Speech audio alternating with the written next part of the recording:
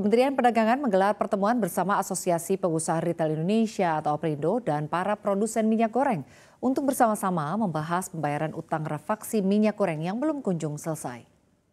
Menurut APRindo, pada pertemuan bersama Kemendak terdapat perwakilan 10 produsen minyak goreng yang hadir.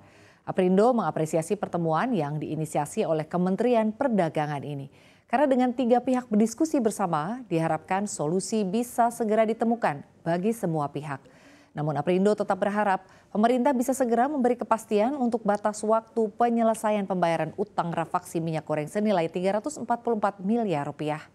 Mengingat Kementerian Perdagangan juga sudah meneruskan persoalan pembayaran utang refaksi minyak goreng ke Kejaksaan Agung untuk mendapatkan legal opinion. Itu akan mengandung konsekuensi. Legal opinionnya iya dibayar atau legal opinionnya tidak dibayar. Berarti kalau dibayar selesai urusannya untuk yang namanya permintaan kepastian pembayaran. Tapi kalau tidak dibayar berarti akan ada opsi-opsi lain.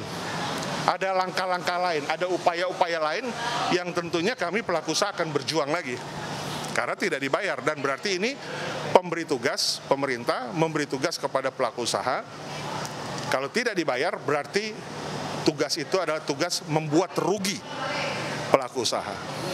Di saat pelaku usaha berusaha untuk terus meningkatkan produktivitas, untuk terus mendukung kegiatan perdagangan supaya ekonomi kita bertumbuh dan maju. Kabar beredar terkait rencana para pengelola supermarket untuk memboikot pembelian dan penjualan minyak goreng di tingkat retail telah membuat harga minyak goreng kemasan premium melonjak. Namun Asosiasi Pengusaha Retail Indonesia atau APRindo menegaskan pihaknya sama sekali belum memulai aksi boikot tersebut. APRindo menyatakan pihaknya masih berupaya menjaga pasokan migor demi memenuhi kebutuhan masyarakat.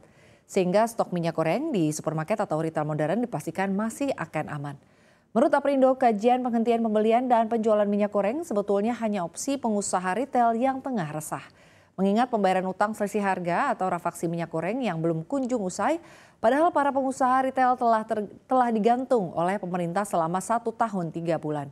APRindo pun mengakui apabila nantinya opsi penyetopan pembelian minyak goreng akhirnya jadi ditempuh, tentunya hal tersebut adalah keputusan dari masing-masing perusahaan retail sendiri. Apakah itu diberlakukan atau tidak?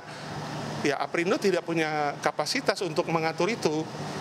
Kami hanya meneruskan saja pernyataan itu karena kalau mau mengurangi pembelian itu kan haknya masing-masing perusahaan. B2B. Dikembalikan ke masing-masing. B2B ya. Karena kan yang berhubungan dengan produsen bukan APRindo. Yang berhubungan kan masing-masing retail. Jadi itu kalaupun dilakukan itu keputusan B2B, bukan keputusan APRindo, bukan orkestranya APRindo. Kami hanya menyuarakan apa yang diminta oleh anggota untuk menyuarakan. Asosiasi Pengusaha Retail Indonesia atau APRindo berharap pemerintah bisa membeberkan data hasil verifikasi terkait rekapan utang-utang selisih harga atau refaksi minyak goreng yang tengah diverifikasi oleh Sukovindo. Data ini pun diharapkan bisa diterima sebelum keluarnya opini hukum dari Kejaksaan Agung. Menurut APRindo ada 31 perusahaan yang menjalankan refaksi tetapi utang sebesar 344 miliar rupiah yang dapat dikonfirmasi. Sedangkan Kementerian Perdagangan justru tengah memverifikasi utang refaksi minyak goreng yang sebesar 700 miliar dan 344 miliar dengan Sukovindo.